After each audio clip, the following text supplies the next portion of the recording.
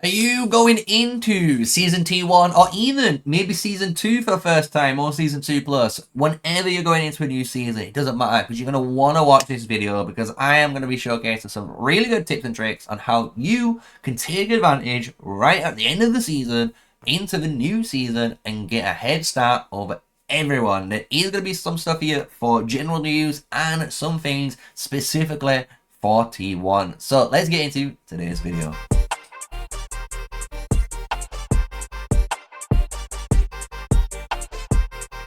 Hello guys, yes, smash a like, comment, and subscribe for more daily videos with me, MrSneakyy, and I'm here to try and guide you guys into the new season and basically help you get that edge against your opponent. So hopefully, when you go in, you might be maybe a little bit more ahead, and then even when maybe some of your allies or friends that haven't watched this video because they're amateurs and they don't know what they're missing out on, right? So what we're going to do straight away is, it looks like a weird screen, I know, to be starting on, but it's going to be Dragontrials. I'm going to showcase a really cool trick that we're going to talk about in Dragontrials itself. And this is the hardest one. I know it sounds a bit weird, but it's the hardest one for players to keep. And what I mean by that is how the current Dragontrials works. You are obviously going to gain this XP all the time. And what you want to do is honestly not press it. And what I mean by that is make sure you never press this button, and hopefully, if you've done it right, or maybe you've gone to sleep the night before and you've got a nice good timer, you should hopefully have over 24 hours saved up of XP all in here. So when you go into the next season, you can imagine you can actually press this and actually claim a massive bunch of XP. And that's going to allow you, again, to go from level 30 with your new heroes that are going to be reset. You can go from level 30 and obviously level up all the way to maybe level 32, 33, 35 or more. It depends on obviously your star ranking or rating in the Dragontrial. So I can't obviously give you guys an exact level because it's going to be different for everyone, right? But that's a really good little tip and trick there for you guys. I know it hurts me. It hurts me so much because you guys know I have been working towards that beautiful, beautiful Indis in the store. She only needs one more token because I had that overflow left and I really wish I could just press it, but I'm gonna hold out for the next season. So let's go into another little tip and trick now for any season that you're going into that you can be using in Call of Dragons. And it comes obviously from your CP store. So when you're coming into your VIP store, make sure you're buying everything here. Why? Because obviously you're going to be able to do this CP recovery, hit the CP recovery, buy it all, use it all, make sure you've got it all done at the end of the season.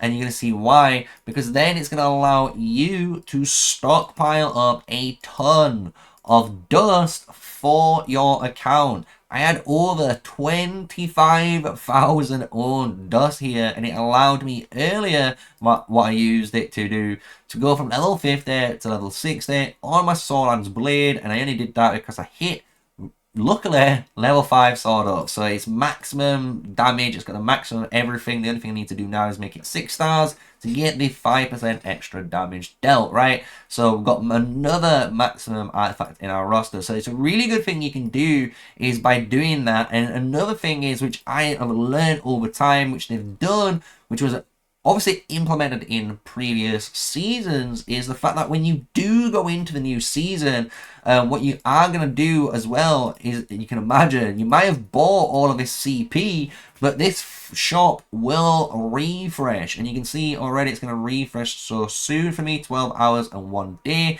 So it's going to allow me already to get a bunch of CP again, and I can just keep rocking it really, really quickly early on in the new season. So don't worry about it. I would try and prepare really, really hard for your artifacts, because those things honestly are going to allow you as an Alliance member here to basically get through a lot of the early stages of the season. So let's go into the next part, which is kind of an Alliance tip and trick, as well as a way for you guys to really, really quickly proceed in your season. And it is gifts. I know I don't want to be the one who preaches it, but if you are maybe a low spender or even the biggest spenders of all, maybe the big spenders don't really matter too much because you are going to go hard as hell. But if you're more of a low spender, honestly, this tip is mainly for you guys. don't spend anything. Right now, if you can, try not spend anything in the game. And what you want to try and do is, with that money that you might have spent, so maybe you was about to spend that $5 today, guess what? Don't spend that $5. Put it in a little bank account or somewhere, just save it. Because when you go into this new season, what you're going to want to do, honestly, is buy as many of these, buy as much as you can as an alliance. And it's going to allow everyone in an alliance, as you can see, to get a massive amount of rewards, which is obviously good. But on two aspects, you're going to be gaining that beautiful blessing chest level increase, as well as, I believe, if I'm right, maybe someone can correct me in the thing below, but it does help towards activity. So it will allow you to actually build a core fortress, because obviously you've got tech that's going to help you get there as well, where every time you donate, it's going to obviously allow the alliance to get that little bit of extra, request. I forgot the resources. It's in the storehouse, so it's going to allow you to get that alliance points. But again, you're going to get alliance points from spending money too, I believe. So it's going to help you all in, together. So one big tip, if you are in maybe like a bigger alliance, try and save your money. Don't do anything crazy until you're in the next season, and then you're going to enjoy it when everyone does it, and you're going to see, who knows, a billion gold chests in your alliance gift area. So let's go into the next tip for the season. This is going to be more of an actual season T1 tip specifically, and I'm going to keep going into more tips and tricks for you in a season reset. Oh, so this is one of the big tips and tricks that people maybe trying to keep secret. If you've not checked out certain content creators, I think they might have said this too. Well, there's a really good tip and trick that's been floating about, and I'm finally going to just showcase it to you, and it's to do with these season talents. And what you can actually do, which is really, really cool, is through the talent quest, if you are quick enough, you're going to be able to actually obviously activate this season talent, which is going to give you 2 points, but you are going to also going to be able to gain really quickly another talent point, right? You're able to do this by basically before the Augur Stone, and it's really important that I mention this, because when you look at the Augur Stone, even though we're going to get this nice little reward here, what we care about is when the pass ones open, and you can see the semi-level 1 pass after this one opens, which is land and snow. What you can actually do as a player, as you can see for your account, when you're entering that pass opening, what you can do is actually go down renown and actually take back in business. And it's going to allow you to maximize early game on your prestige and CP recovery, because that's going to allow you as a player, as you can imagine, to have an edge over players that haven't done it, because you're going to have that on top of spread of the word, which is going to give you even more prestige in that early game. And by doing this, hopefully you complete the talents right, and then go into spread of the word and get this really high up. It's going to allow you to actually bypass and skip so much of this, because you're going to be gaining so much prestige really quickly. And then what you can actually do, as you can guess, is when you are finally entering your new zone, so in the Forgotten Lands here, what you're going to be able to do is pretty simple. You're going to be able to hit your talents, and you're going to be hitting the reset button. I know it sounds scary, but you're going to be resetting it and not worrying about the 40 days. Hitting the button, and as soon as you hit this button, what you're going to be able to do, as you can imagine, if I just hit confirm, just to showcase on this account, I could in theory go down now the PvP area. So I'm going to be able to activate here and get the March speed one. I could also go back down and get Heartier's 1 potentially. If I've earned enough other talent crystals, I'm again going to be able to go down to the long range warfare, and it's going to allow me, or even Arcane Torrent for the mage players. I don't want to miss you guys out, but it's going to allow me to maximize again on that PvP strat within the season. And then what you can do then, obviously afterwards, when you're still earning these passive talent points and you've got your ranged assault basically all the way down to at least the purple, you could just go back and get renown. But what I would recommend is making sure when you're entering the PvP, you always have Gale Step, and make sure you have Swift Supplies, because you're going to need this for stamina recovery. It's going to be massive and a big talent shift, unless they nerf it, who knows. but it's more important, honestly, for the war pets. War pets drain that stamina so much, and you might be using the same war pets on different pairings, right? So having that actual recovery speed on your war pet is actually going to help you out a ton, especially if you're a free-to-play or a low spender in the new season, right? So this is kind of specifically again for T1, so I hope you guys have enjoyed it. So let's go into the next tip for the end of season, or should I say the new season when you're going into it. The big one that I really want to give you guys, and especially important if you are going from season 1 to season 2, and even season 2 plus going into T1, you need to make sure, if you're a free-to-play player or just general players, in you know, if you want to do this, make sure you do your scouting. And what I mean by that is go through all of these wonders, all of your villages, and other, which is the more important thing, and make sure you have completed them all. Because once you go into the next season, what happens is the mist will defog, and you're not going to have access to those rewards again. I know it's a bummer, and this also includes it on your, not campaign, but in your seasonal tail.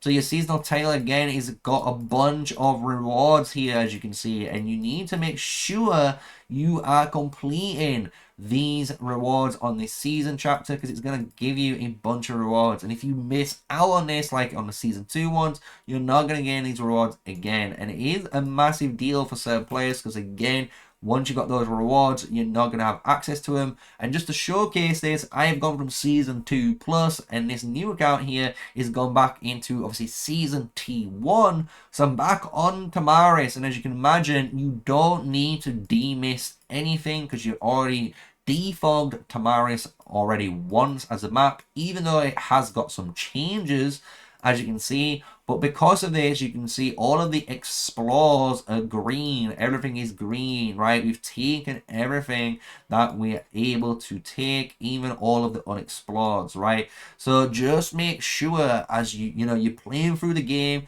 maybe you've got nothing to do and you just want to build, kill time, maybe jump on Netflix, put your scouting button on, and just start hitting go, and just go through all of the resources and get everything done. Because again, if you don't, guys, you're gonna be missing out on that stuff, and that's everything that I've been gaining on my account every single season that I've been able to do it on.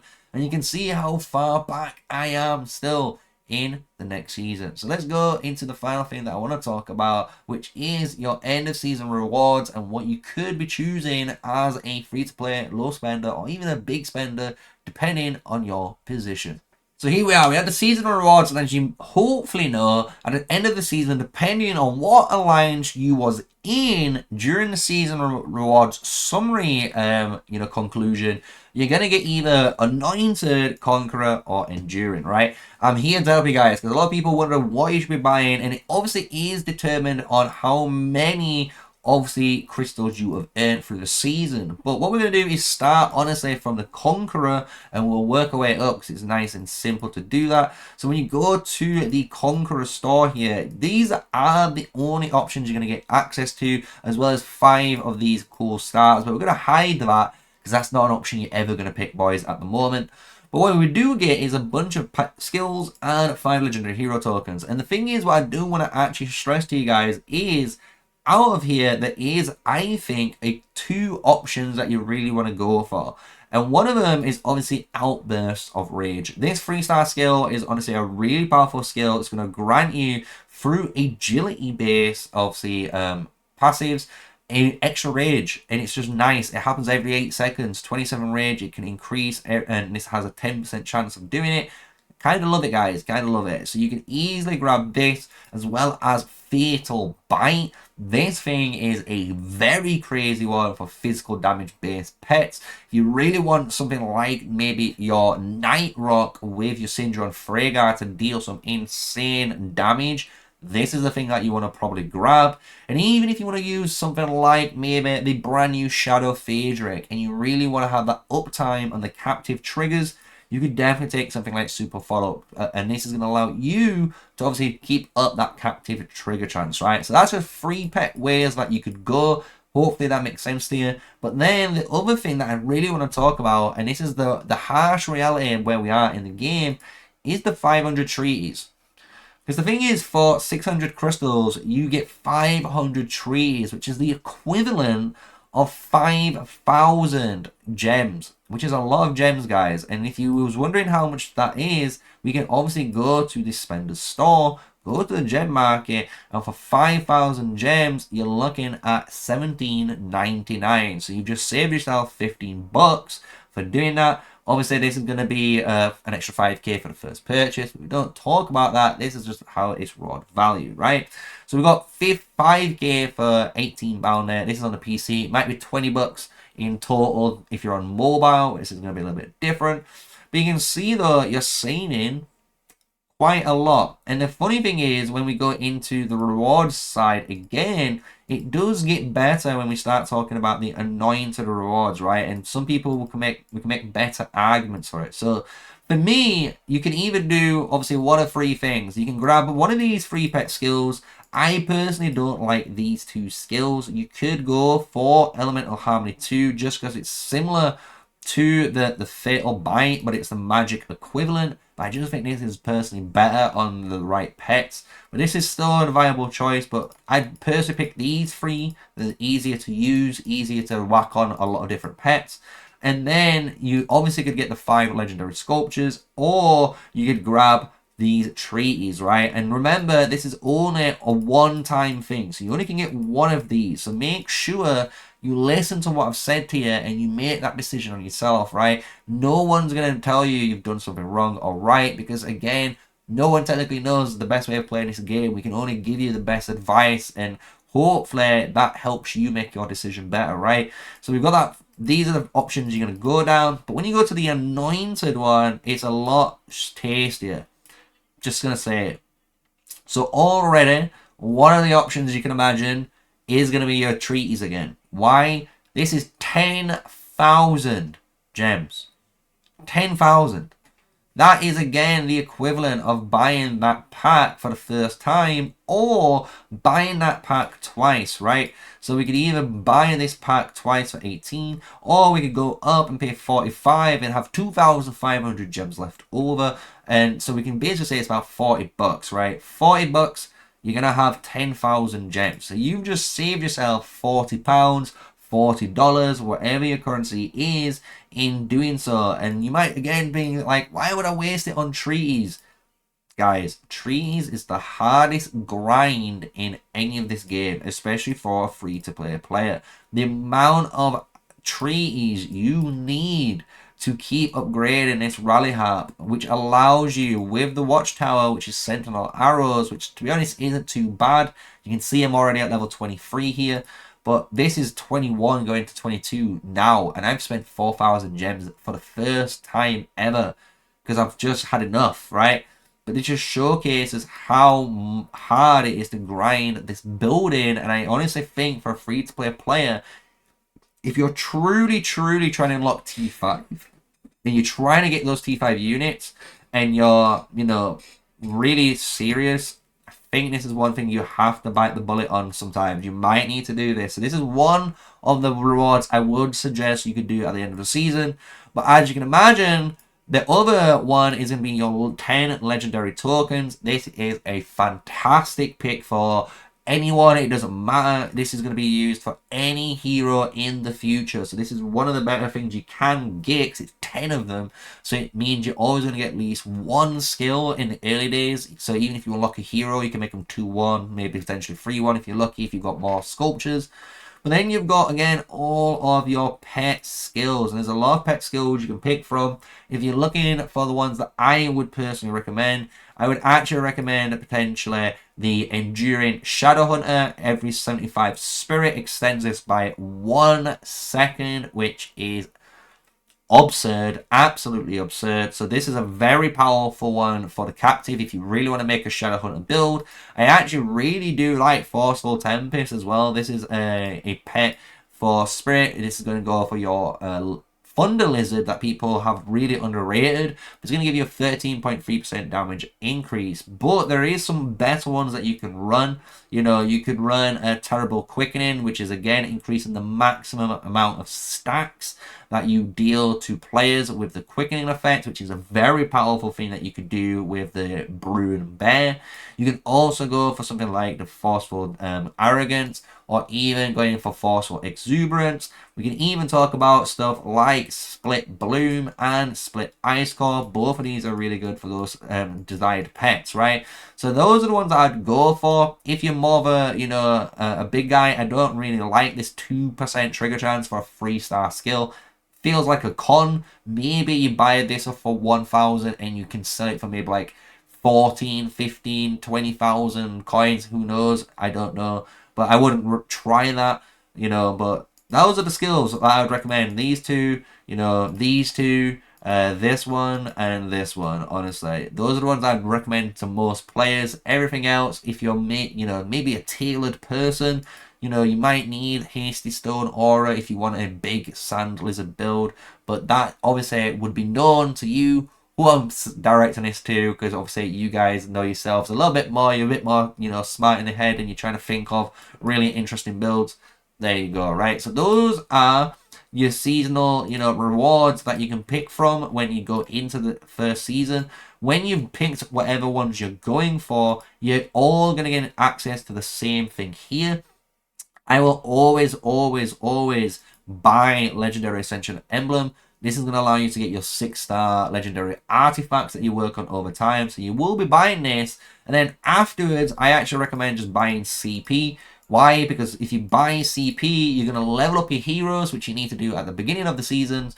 And more importantly, you're earning prestige also for your account, right? So you're getting like a double up by getting as much of this CP as you can, right? So that's my advice. If you've got any more somehow, I would then obviously dump it in the mana, and then lastly buy the prestige at the very end, right? So that's how I'd look at the common store. Hope that makes sense. And that is me teaching you guys nice tips and tricks and guides on how to go from season to season, looking at the current seasonal store, how you can benefit from it, how you can basically benefit from your dragon trials, your, you know, dust for your artifacts, just everything so far that we've covered in today's video. It's been a little bit of a different one again on what I've covered in tips and tricks compared to in the past. So I hope you guys have enjoyed the updated version of it, and with that, you know what to do. Smash a like, comment, and subscribe, and until next time, stay safe, stay sneaky, guys. Peace out.